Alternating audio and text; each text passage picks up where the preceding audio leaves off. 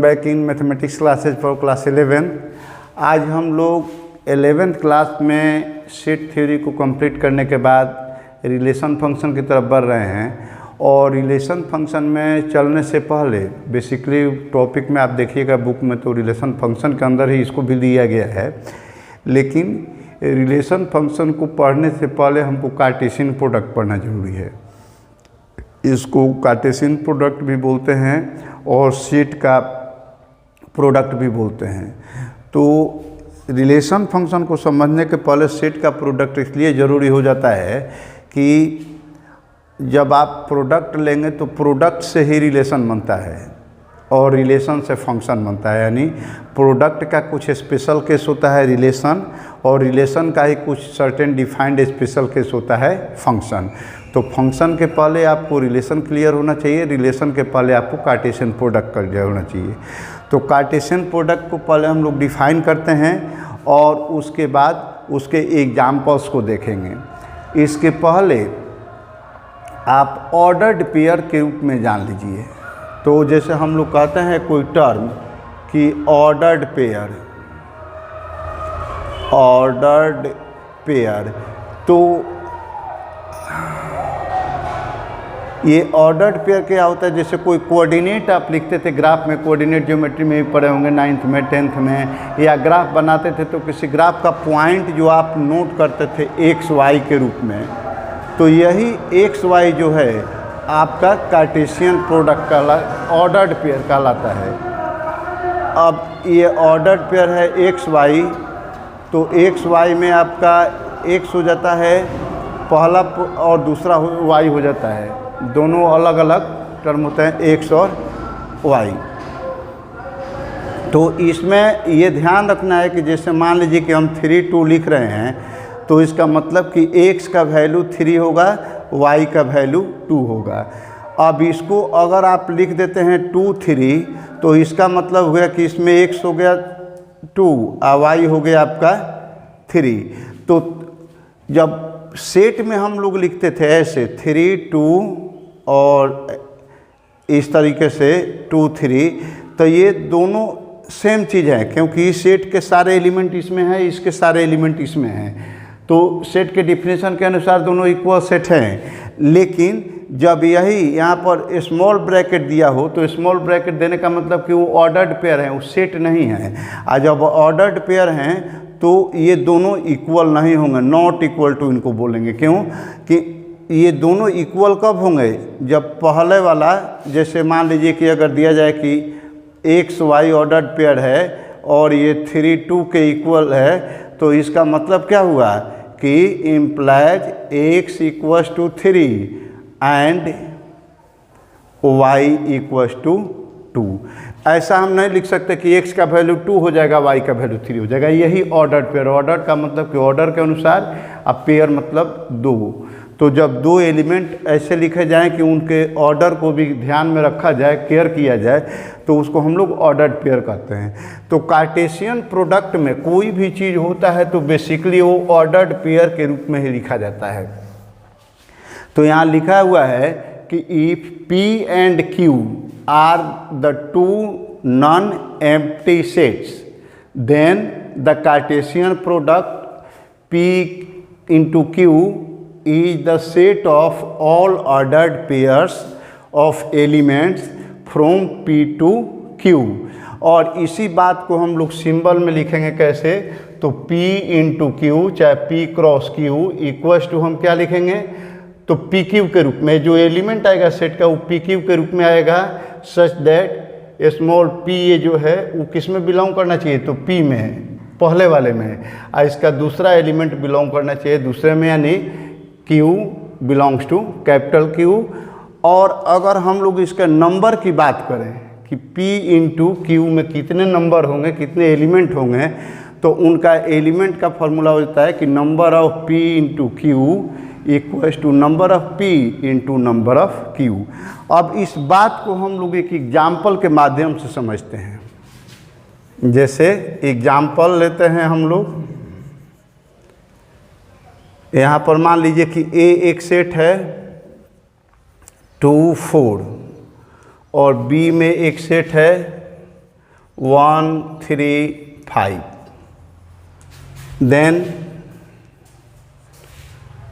A into B निकालना है, तो A इंटू बी में क्या करेंगे, लिखेंगे कि 2 4 इंटू 1 3 5। तो ये हो जाएगा।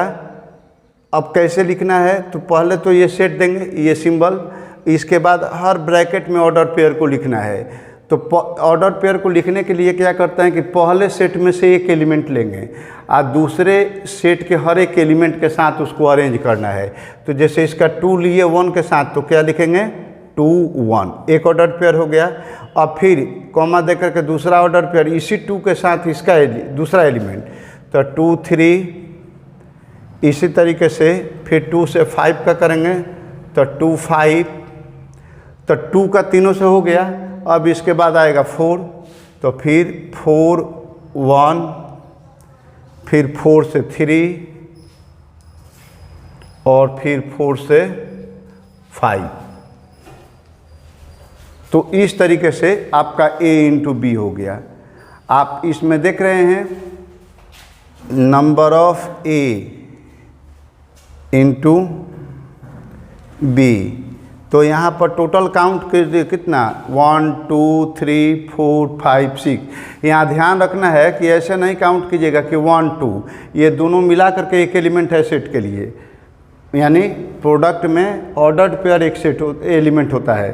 तो 1 2 3 4 5 6, तो 6 एलिमेंट है इसमें। और अगर आप देखेंगे कि नंबर ऑफ ए के लिए, तो नंबर ऑफ ए में देखिए कितना होता है, नंबर ऑफ ए में कितना है, तो नंबर ऑफ ए में देख रहे हैं कि 1 2, 2 एलिमेंट है। यहाँ भी देखिए 1 2, 2 एलिमेंट हैं। उसके बाद नंबर ऑफ बी, इसमें कितना एलिमेंट है, तो 1 2 3, 3 एलिमेंट हैं। तो therefore number of A into number of B अगर आप निकालते हैं, तो ये भी कितना हो जाएगा 2 इंटू 3, यानी 6 हो जाएगा। तो इस तरीके से आपने देखा कि number of A into B भी 6 आया, आई भी 6 आया। तो हम लोग लिख सकते हैं कि हैंस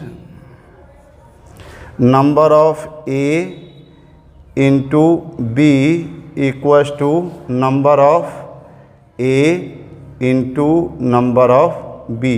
तो ये केवल इन्हीं दोनों सेट के लिए नहीं है, ये सब के लिए लागू होता है। अब हम लोग इसी का b इंटू ए देखते हैं कि कैसे निकलेगा। तो b इंटू ए में देखिए, जैसे आप निकालेंगे कि b इंटू ए, यानी b और a का क्रॉस प्रोडक्ट, तो ये हो जाएगा 1 3 5 इंटू 2 4। तो अब ये कितना हो जाएगा, अब 1 पहले लिखेंगे, तो 1 2 और फिर 1 4, इसके बाद 3 2 3 4, इसी तरीके से 5 2 और 5 4 ब्रैकेट क्लोज कर दिए। तो अब इसमें पूछा जाए कि नंबर ऑफ b इंटू ए कितना हुआ, तो number of b into A का वैल्यू भी 1 2 3 4 5 6 एलिमेंट हुए, तो इसमें भी 6 हुए। तो हम लोग क्या देखते हैं कि number of A into B का वैल्यू और number of B into A का वैल्यू, ये दोनों इक्वल हो जा रहे हैं। But A into B not equal to B into A. क्यों इक्वल नहीं होगा, क्योंकि ए इंटू बी में जैसे ऑर्डर पेयर है 1 2 1, और यहाँ जब बी इंटू ए लिख रहे हैं तो ये 1 2 हो जा रहा है। तो अब क्यों नहीं हुआ, तो यहाँ आप लिख सकते हैं कि बिकॉज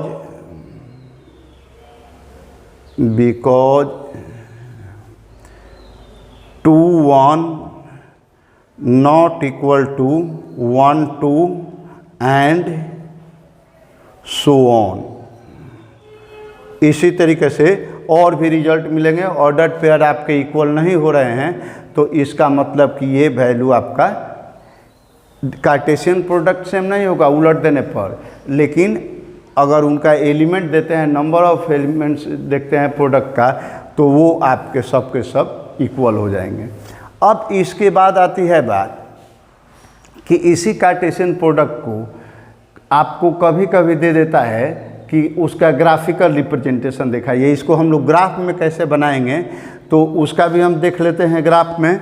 जैसे a इंटू बी का ग्राफ बनाना है तो एलिमेंट तो देख ही चुके कि क्या क्या आ रहा है। तो अब देखिए a इंटू बी का ग्राफ हम लोग यहाँ पर ड्रॉ कर लेते हैं, कैसे निकलेगा। यहाँ पर सबसे पहले ये आपका एक हॉरिजॉन्टल लाइन, वर्टिकल लाइन तो आप जानते हैं ग्राफ में। ये पहले वाला जो जैसे ए इंटू बी का निकालना है अगर, तो ग्राफ ऑफ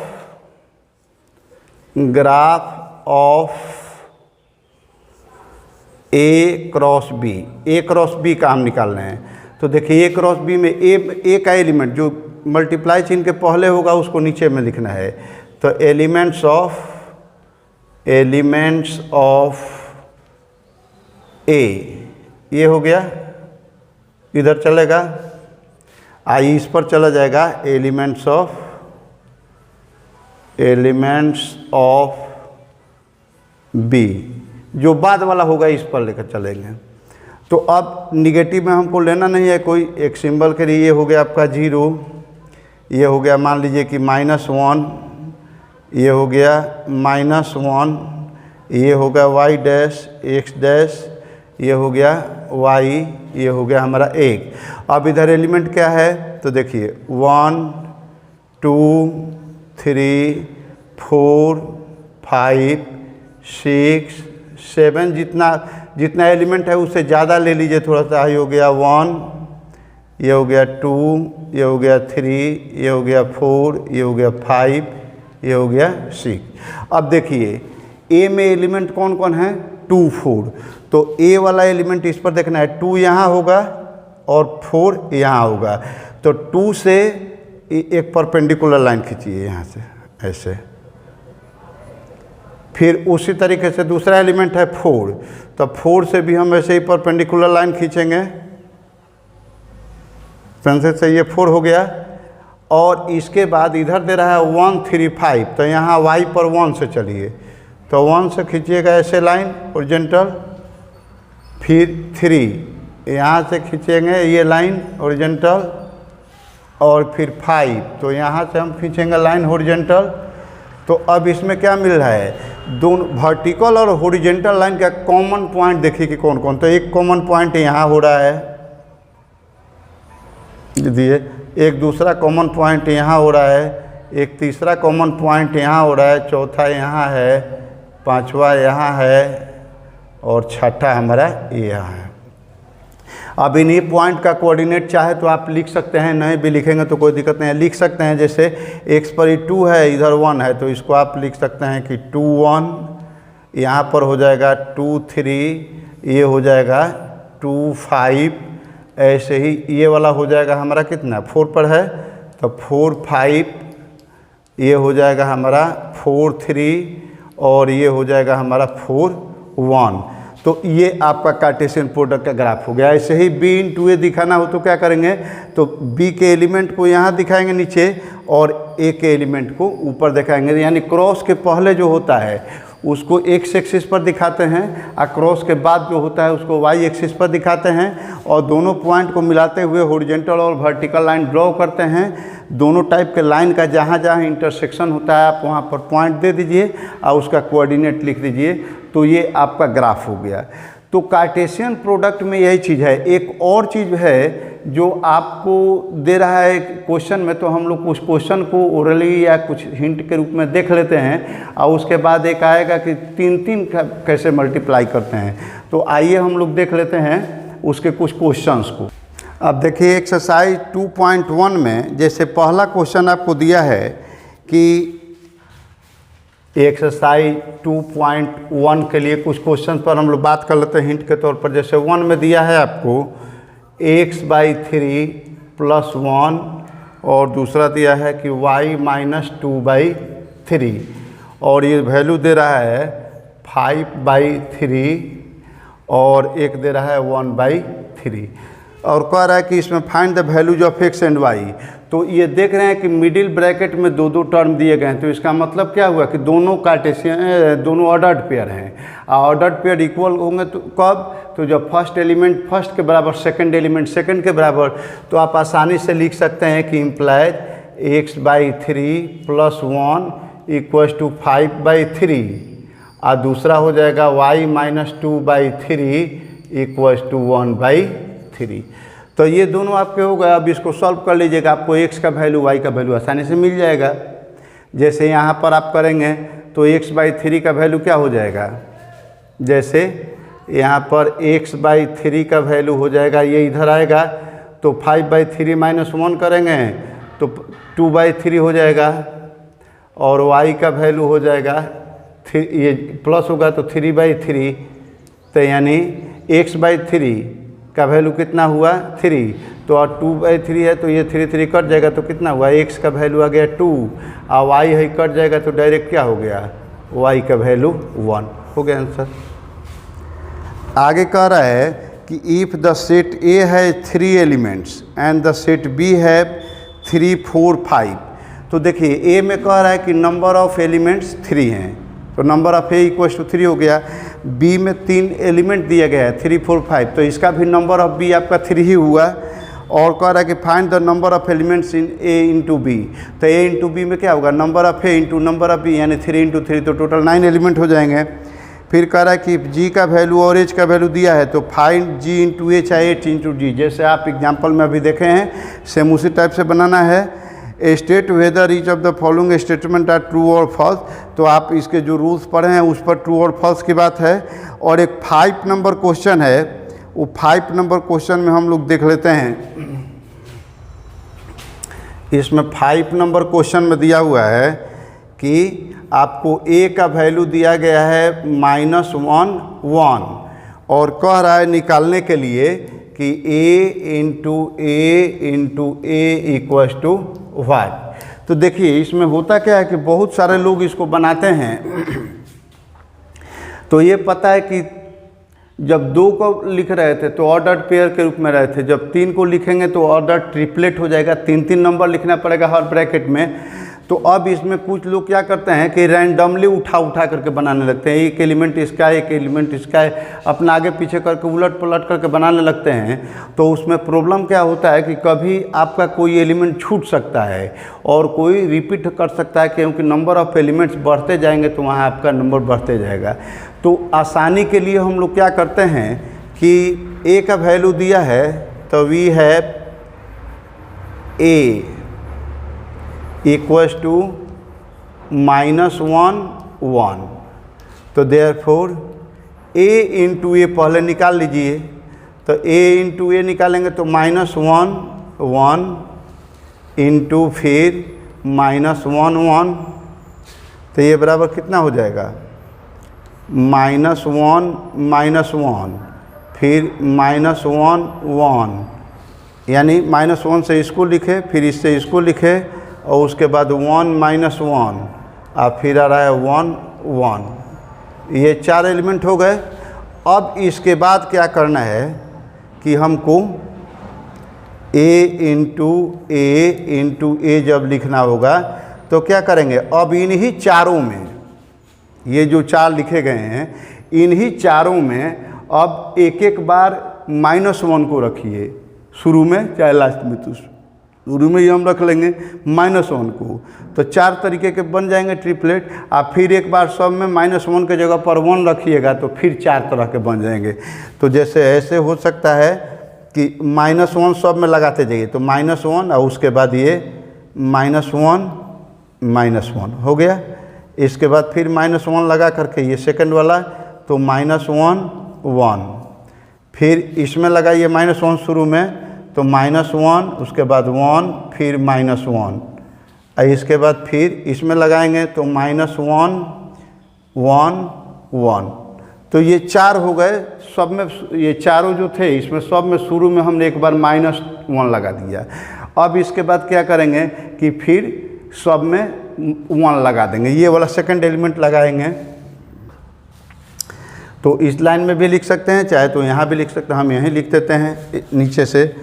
तो अब हो जाएगा क्या, तो अब सब में 1 लगाए, इसी में लगाना है, ध्यान रखिएगा कि 1 -1 -1, फिर इसके बाद 1 -1 1, इसके बाद इसमें लगाएंगे तो 1 1 -1, अब फिर इसमें लगाएंगे तो 1 1 1। अब इसके बाद आप क्लोज कर दीजिए। तो इस तरीके से जब हम लिखेंगे तो इसमें कोई एलिमेंट न रिपीट करेगा, न कोई बढ़ेगा और न घटेगा, और कोई आपका आंसर बहुत आसानी से कम में निकल जाएगा। अगर ये 8 एलिमेंट रैंडमली अपने मन से लिखिएगा तो -1 और 1 को लिखेगा तो कभी कोई आगे हो जाएगा, कभी कोई पीछे हो जाएगा, कभी छूट सकता है, आपका टाइम टेकिंग भी ज़्यादा होगा। तो ऐसा कोई भी क्वेश्चन दिया जाए तो पहले आप यही कीजिए कि पहले 2 वाले में अरेंज कर लीजिए, 2 के बाद फिर उसको तीसरे में अरेंज कर लीजिएगा तो हो जाएगा। इसके बाद नेक्स्ट क्वेश्चन में जैसे कह रहा है 6 नंबर में कि इफ़ a × b = एलिमेंट दिया है तो फाइंड a एंड b। तो क्या करना है कि सब में जो पहला एलिमेंट होगा वो a का हो जाएगा, दूसरा एलिमेंट b का हो जाएगा। तो लिखेंगे कैसे, तो लिखिएगा कि a × b जैसे दिया गया है वैसे लिख दीजिए। अब तब इम्प्लाइज a = तो a में कौन होगा, a हो जाएगा और फिर आपका b हो जाएगा। तो सेट a में a और b हो जाएंगे स्मॉल लेटर में, और सेट b में कौन हो जाएगा तो x और y हो जाएंगे। 2 बार लिखा गया है तो आपको 2 बार नहीं लिखना है, क्योंकि सेट में एक ही एलिमेंट को एक बार लिखना होता है। फिर कह रहा है कि लेट a = इतना, b = इतना, c = इतना, d = इतना वेरीफाई करना है। तो वेरिफिकेशन में इंटरसेक्शन की बात आप जान गए हैं, प्रोडक्ट को निकालना सीख गए हैं, कहीं यूनियन हो, प्रोडक्ट हो, इंटरसेक्शन ही है और प्रोडक्ट है। तो इस तरीके से आप आसानी से निकाल सकते हैं। ध्यान यही देना है कि जो ब्रैकेट में दिया गया है वो काम पहले करना है, यानी वो कैलकुलेशन आपको पहले करना पड़ेगा, तब जो बाद में बचेगा उसको हम करेंगे। इसके बाद कह रहा है कि let a = 1 2 and b = 3 4, write a × b। तो आराम से लिख देंगे कि how many subsets will a and b have, list them. अब कह रहा है कि a और b के सबसेट कितने हैं, तो पहले a × b बनाएंगे आप। तो a × b में तो 2 × 2 4 होंगे, तो 4 होंगे तो उसके सबसेट की संख्या कितनी हो जाएगी। तो आपको याद होगा कि सेट A में अगर n एलिमेंट हो तो टोटल नंबर ऑफ सबसेट होता था 2 का पावर n। तो यहाँ पर प्रोडक्ट को ही एक सेट माना गया, तो प्रोडक्ट में यहाँ पर 4 एलिमेंट हो रहे हैं, तो उसका सबसेट कितना बनेगा, तो 4 का पावर 2 का पावर 4 यानी 16 बनेगा। और तब कह रहा है कि उनको लिस्ट करना है। तो देखिए इसको हम लोग यहाँ देख लेते हैं, थोड़ा सा लिखने में हो सकता है कि कुछ लोगों को परेशानी हो जाए, तो हम यहाँ पर सॉल्व कर देते हैं। 8 है आपका, तो a × b डायरेक्ट हम निकाल देते हैं। तो a × b में आपका दिया हुआ है 1 2 × 3 4, तो ये कितना हो जाएगा 1 3 1 4 2 3 और 2 4, ये हो जाएगा आपका। अब इसके बाद कह रहा है इसका कि हाउ मैनी सबसेट्स आर, तो total number of subsets of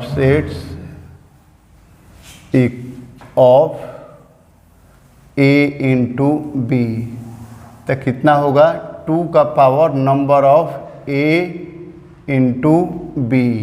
तो 2 का power number of a × b को हम लोग क्या लिख सकते हैं कि 2 का power number of a × number of b। तो यानी 2 का पावर 2 × 2 हो जाएगा, क्योंकि a में भी 2 है, b में भी 2 है, तो कितना हो गया 2 का पावर 4। या इतना नहीं लिखते हैं तो सीधा काउंट भी करके 1 2 3 4 आप लिख सकते थे। और 2 का पावर 4 मतलब 16 एलिमेंट होंगे। सबसेट बनाएंगे तो 16 सबसेट बनेंगे। अब ऑल द सबसेट लिस्ट बनाने के लिए कर रहा है, तो subsets of A into B. तो अब देखिए कौन कौन से होंगे। तो फाई तो सब में होता है, और सबसेट बनाने का तरीका आप जान चुके हैं कि पहले एक एक एलिमेंट तब दो दो को लेकर के बनाते हैं। तो देखिए फाई हो जाएगा, इसके बाद एक एलिमेंट, तो एलिमेंट मतलब ये लेना है आपको, 4 एलिमेंट है, याद रखिए, एक ये है, एक ये है, एक ये है और एक ये है। तो एक हम लेंगे 1 3, एक हो गया, फिर दूसरा 1 4, फिर ऐसे ही 2 3, फिर हो जाएगा 2 4, ये 2 4। अब एक एक एलिमेंट से हो गया, तो अब दो दो एलिमेंट, तो दो दो एलिमेंट में कौन कौन हो सकता है। तो जैसे 1 3 और 1 4, पहले 1 3 से शुरू कीजिए, तो इससे इसका एक ले लिए, फिर इससे इसका लेंगे, फिर इसी से इसका लेंगे। तो अगला सेट कौन हम ले सकते हैं कि 1 3 से 1 4 तो ले चुके हैं, तो फिर अब 2 3 के साथ बनाइए इसका, फिर 1 3 से 2 4 का बनाइए, तो ये भी दो हो गया। अब इसके 1 3 से इन तीनों को लेकर के 3 बना लिए। तो अब क्या करेंगे, 1 4 से लेकर के आगे बढ़ते जाइए, पीछे नहीं जाना है, क्योंकि पीछे जाने पर तो यही सेट मिलेगा। तो आगे बढ़ते, तो 1 4 से इसको लीजिए, तो अब फिर लिखेंगे 1 4 और फिर 2 3 और फिर 1 4 से 2 4, और इसके बाद अब जब 1 4 से भी दोनों का हो गया, तो 2 से बना दीजिए,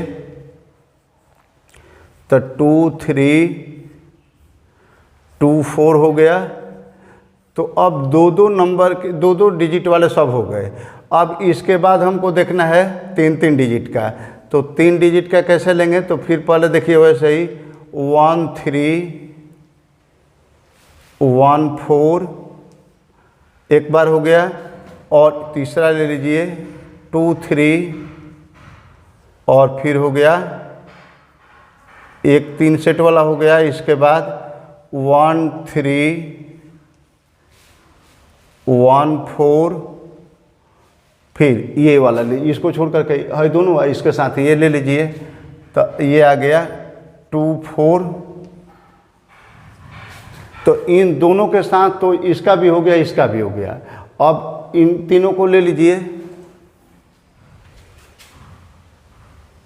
तो यहाँ पहले 1 3, अब इसको तो ले ही चुके हैं दोनों के साथ, तो अब इसको छोड़ दीजिए। तो 1 3 लेकर के 2 3 के साथ बना लीजिए, तो 1 3 2 3 और एक हो गया 2 4, तो ये हो गया। अब इसके बाद देखिए 1 3 का इन तीनों का हो गया, फिर इसका इसका और इसका हो गया, इसके बाद इसका इसका इसका हो गया। अब लास्ट में इन तीनों का ले लीजिए, तो 1 4, उसके बाद 2 3 और फिर 2 4, ये हो गया।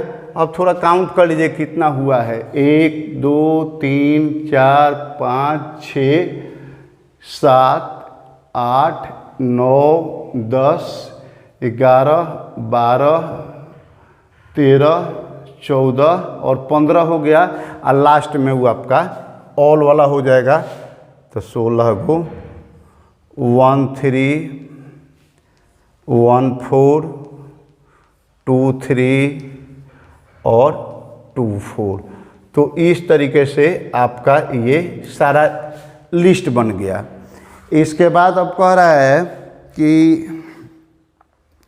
ए और बी दो सेट हैं, नंबर ऑफ ए 3 है, नंबर ऑफ 2 इतना है, और इफ x 1 y 2 z 1 दिया है, a इंटू बी में है, तो a और b निकालिए।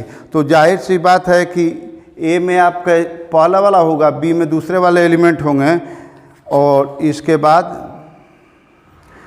आगे दे रहा है एक तो क्वेश्चन कि the Cartesian product a into A have 9 elements among which are found -1 0 and 0 1, तो find the set A and the remaining elements of A। तो जाहिर सी बात है कि A इंटू ए में फर्स्ट एलिमेंट भी A का होना चाहिए, सेकंड एलिमेंट में भी A का होना चाहिए। तो एक ऑर्डर पेयर में दिया है -1 0, तो दो नंबर तो यही हो गए। इसके बाद तीसरा में दिया है, दूसरा ऑर्डर पेयर में दिया है 0 और 1, तो 0 को दोबारा लिखने की ज़रूरत नहीं है, 1 एक बचा। तो इस तरह से कुल मिलाकर के ए में कितने एलिमेंट हुए, एक -1 हुआ, एक 0 हुआ और एक 1 हुआ। तो ए में ये 3 एलिमेंट लिख दिए तो एक आंसर हो गया। अब फिर कह रहा है कि remaining elements of A into A, तो अब फिर से आप नए सिरे से ए इंटू ए निकाल दीजिए। ए इंटू ए जब पूरा निकालिएगा 9 एलिमेंट का, तो उसमें जो दिए गए हैं 2 एलिमेंट इनको छोड़ दीजिए। अब बाकी जो 7 एलिमेंट हैं तो remaining elements of A into A लिख करके लिख दीजिएगा। तो इस तरीके से आपका कार्टेशियन प्रोडक्ट पूरा हुआ। आप डिफरेंट बुक से या एनसीईआरटी से जो भी आप बनाते हैं कार्टेशियन प्रोडक्ट के बेसिक कंसेप्ट के लिए इस टॉपिक को बना लीजिए आराम से और समझ लीजिए। तो इसके बाद नेक्स्ट वीडियो में हम लोग मिलेंगे, तो उसमें रिलेशन की बात करेंगे और रिलेशन में हम लोग देखेंगे कि कैसे रिलेशन बनता है, वो कार्टेशियन प्रोडक्ट से कैसे रिलेटेड होता है, और उसके बाद तो फिर उसका हम लोग ये आगे फंक्शन की बात करेंगे। तो चैनल पर आप नए हैं तो चैनल को सब्सक्राइब कर लीजिए, शेयर कीजिए, लाइक कीजिए, बेल आइकन प्रेस कर दीजिए ताकि लेटेस्ट अपडेट आपको मिलते रहे। और आप चैनल से जुड़े रहिए, और आपका जो भी पर्सनल प्रॉब्लम हो रहा हो इसमें मैथ को समझने में, तो आप उस रिलेटेड चैप्टर के लिए कमेंट बॉक्स में लिख करके या व्हाट्सएप नंबर पर लिख करके हमको शेयर कर सकते हैं। और इस चैनल पर आपको 11th और 12th क्लास के 11th के मैथ और केमिस्ट्री दोनों के वीडियो लेटेस्ट दिए जा रहे हैं, ताकि जो स्टूडेंट्स स्टडी कर रहे हैं उनके लिए रेगुलर वे में स्टडी मटेरियल मिलता रहे। तो आप चैनल से जुड़े रहिए और ज़्यादा लोगों को जोड़िए। Thank you, best of luck.